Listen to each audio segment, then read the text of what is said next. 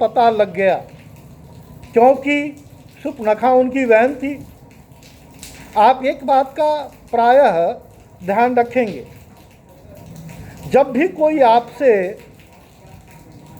सुरक्षा मांगने के लिए, सहयोग के लिए आता है, बहुत कम ऐसे लोग हैं, और विशेषकर आज के परिप्रेक्ष्य में, कि वो अपनी कमियां बताएं या सच्चाई आपको बताएं।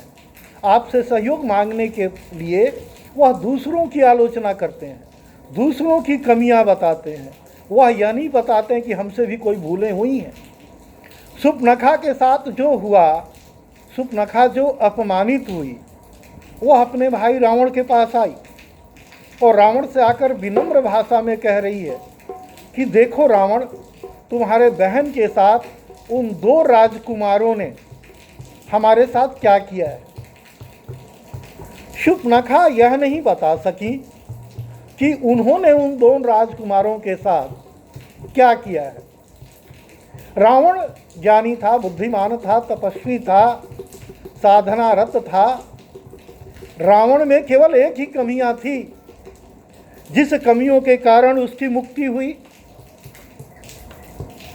शूर्पणखा कह रही हैं, वो सारी कथा सुना चुकी जो उनके साथ घटना घटी, लेकिन उन्होंने ये नहीं बताया कि मैंने उन दोनों भाइयों के साथ क्या किया।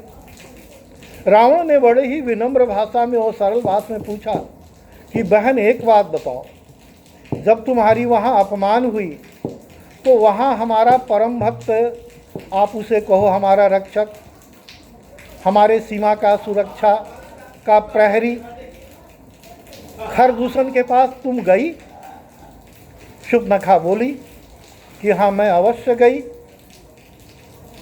रावण ने पूछा कि क्या हुआ खरदूषण के जाने के बाद, क्योंकि खरदूषण के पास स्वयं तो बलवान है ही है, उसके साथ 14,000 सेना वैसे ही बलवान है। खरदूषण के जाने के बाद क्या हुआ? बड़े ही दुखित मन से शूर्पणखा ने कहा कि खरदूषण के साथ साथ उसकी 14,000 सेना मारी गई। शूर्पणखा ने ये पूर्व में नहीं बताया। वह पूर्व में नहीं बता करके रावण को उद्वेलित करना चाहती थी, क्रोधित करना चाहती थी।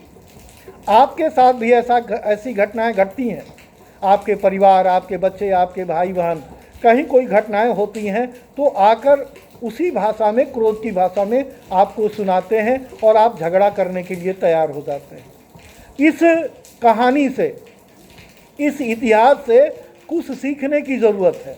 इसका संदर्भ है कि जब कोई आपसे सहयोग मांगने के लिए आता है, जब किसी दूसरे की कोई शिकायत करता है, तो आप उस शिकायत पे और शिकायतकर्ता पे और जिसके लिए शिकायत है, इन तीनों बिंदुओं पर आपको चिंतन मनन और ध्यान करना चाहिए, तब आपको निर्णय लेना चाहिए। रावण जैसा पराक्रमी, ज्ञानी, बुद्धिमान अपने बहन के साथ हुई घटना के बाद वह उद्वेलित नहीं हुआ, वह दुखित नहीं हुआ। वह गहन विचार करके सारी बिंदुओं पर उसने चिंतन और मनन किया। तत्पश्चात उसने खरदूषण के संदर्भ में पूछा, और जब उसने सुना कि खरदूषण मारा गया, तब दशानन ने कहा, खरदूषण मोहि सम बलवंता कही बयानऊ, खरदूषण मोहि सम बलवंता कही बिन मारहु भगवंता।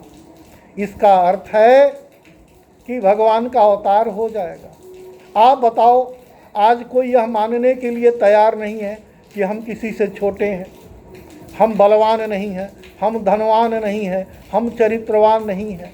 लेकिन रावण जैसा पराक्रमी कह रहा है कि हमारे जैसा ही बलवान खरदूषण था, अगर वो मारा गया तो यह सत्य है कि भगवान का अवतार हो गया। उसने मन ही मन मनन और चिंतन किया कि अब इस विषयी शरीर से, इस भौतिकवादी शरीर से जीने वाला दशानन से अब वैराग और भक्ति नहीं होगा। जो पूर्व में हमने तपस्या किया है वह नहीं हुआ। यह संदर्भ आपके लिए भी है। आपने बाल अवस्था में, युवा अवस्था में भौतिकता में, आधुनिकता में जो आपने नैतिकता को छोड़ा है, जो आपने अपराध किया है, जो आपने गलतियां की है, अब चौथे अवस्था में हैं, आप बुजुर्ग अवस्था में हैं। अब आपको प्रायश्चित के लिए कुछ कार्य करना चाहिए। अगर उस प्रायश्चित के लिए आप कार्य नहीं कर रहे हैं तो आप